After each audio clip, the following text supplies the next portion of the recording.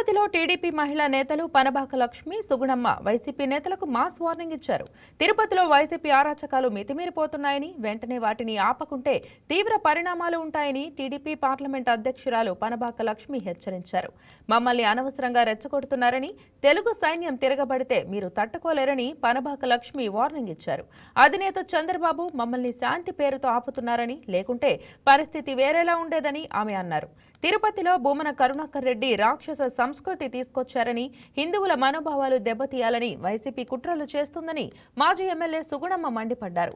BR నాయుడుపై జరిగిన attack అనాగరిక చర్య అని సుగుణమ్మ ఆరోపించారు.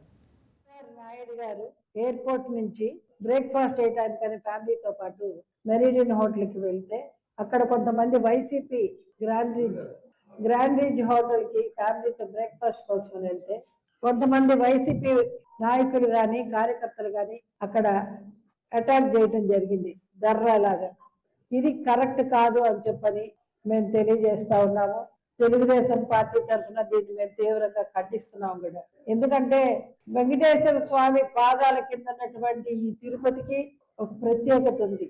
శాంతి భద్రతలు కాపాడాలా, ప్రశాంతంగా ఈ చుట్టుపక్కల ఉండాలా అన్న ఒక దీంతో మా ముఖ్యమంత్రి గారు ఆలోచిస్తున్నారు. మేము అధికారంలో ఉన్నాము, అది గుర్తుపెట్టుకోమని చెప్తున్నాను వీళ్ళకి.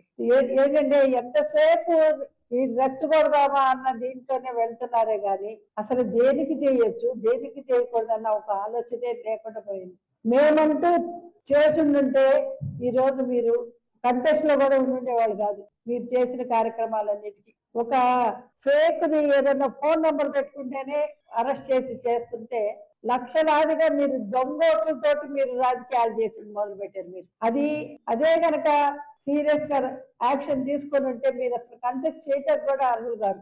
అలాగే మీ పరిపాలనలో మొత్తం కూడా చూడండి, చీప్ లిక్కర్, ప్రతిదీ అవినీతి.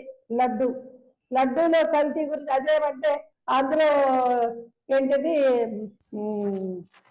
కెమికల్సే ఉన్నాయి కానీ వేరే జంతువుల ఫ్యాట్ లేదు అని అదొక మాట చెప్తున్నారు. జంతువుల ఫ్యాట్ లేదని ఏ రిపోర్ట్ లోనూ లేదని చెప్పి మీకు మనం చేస్తా ఉన్నాం. ఫస్ట్ రిపోర్ట్ లో ఖచ్చితంగా ఉందనే వచ్చింది. దానికన్నా ఇంకా ఘోరమైంది కెమికల్స్ ది. ఇలాగ మీరు తప్పు మీద తప్పు. ఒక అమ్మాయికి ఫస్ట్ క్లాస్ వస్తే ఆ అమ్మాయి మార్కులు కాకుండా వేరే వాళ్ళ కార్యకర్తకి ఎవరికో చేసి అందులోనూ ఇదే చేసిన గంట మీదే. ప్రతి దానిలో కూడా మీరు చేసినటువంటిది మానేసి అదేదో కప్పిపుచ్చుకోవడానికి ఈ రోజున ఇష్టం వచ్చినట్టుగా ప్రవర్తిస్తా ఉన్నారు.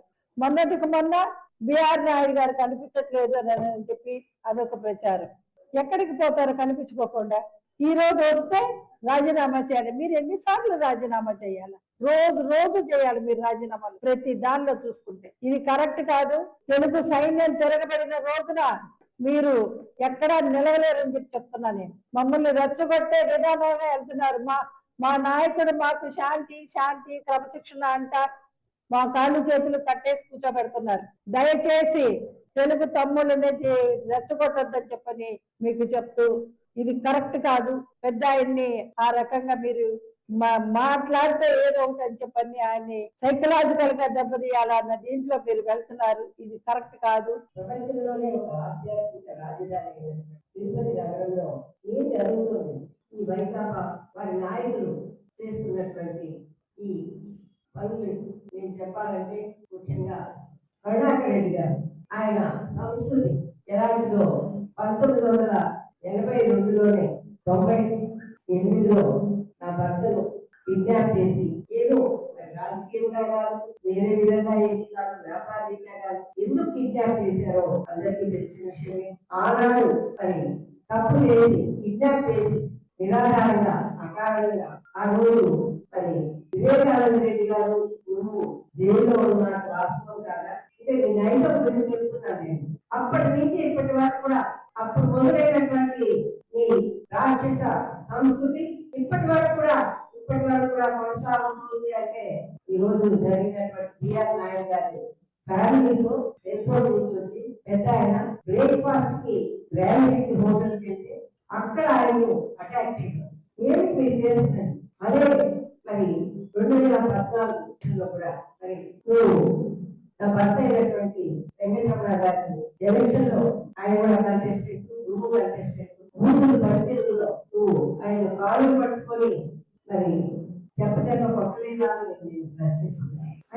మీ సంస్కృతి ఇంతవరకు కూడా అది మారలేదు. మీరు వచ్చిన దగ్గర నుంచే ఈ తిరుపతి ప్రోగ్రాంలో ఈ అరాచకాలు, ఈ దౌర్జన్యాలు, ఈ దురాక్రమణలు అన్ని కూడా జరుగుతామని మీ యొక్క ప్రవృత్తి అలాంటి. మీకు దేవుడు అంటే భయం లేదు, దేవుడు అంటే భక్తి లేదు. విజయ్ నాయుడు గారు పెద్ద ఆయన ఈ రోజు ఫ్యామిలీతో వచ్చి బ్రేక్ఫాస్ట్ చేస్తే అక్కడ మీరు అటాక్ చేస్తారా? ఆయన అటాక్ చేసి మీరు విజయ్ నాయుడు కాదు, తిరుపతికి వచ్చేటువంటి 50 మంది, వేలాది మంది, లక్షలాది మంది భక్తులకు జరిగిన